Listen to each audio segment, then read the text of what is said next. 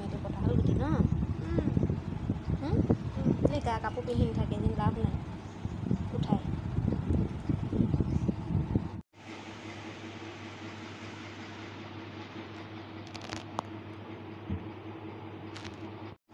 এখন দিম লোৱা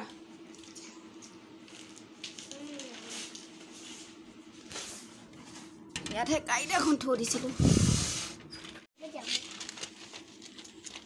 খৰ ভাজি থৈছোঁ মই ধুনীয়াকৈ এয়া খৰ ভাজা পিঠাগুড়ি খাবৰ কাৰণে ৰাতিপুৱাতে চ' এইফালে খৰ ভাজি থৈছোঁ এইটো বাউলত তাৰপাছত এয়া ডেক্সিত থৈছোঁ এইখিনি পিঠাগুড়ি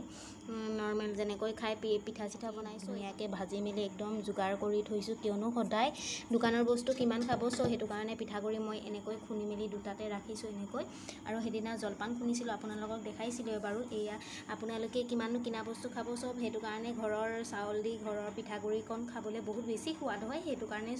মই এনেকৈ তৈয়াৰ কৰি ৰাখিছোঁ হাজবেণ্ডে যিহেতু খাই ভাল পায় সেইটো কাৰণে গোটেইখিনি এয়া যোগাৰ কৰি ৰাখিছোঁ ঠিক আছে হৈছে এয়া জলপানৰ চাউল মই এয়া ভিজাই ৰাখিছোঁ এতিয়া টুকিবৰ কাৰণে হৈয়ে গ'ল টাইমটো বহুত আগতে ভিজাই ৰাখিছিলোঁ মই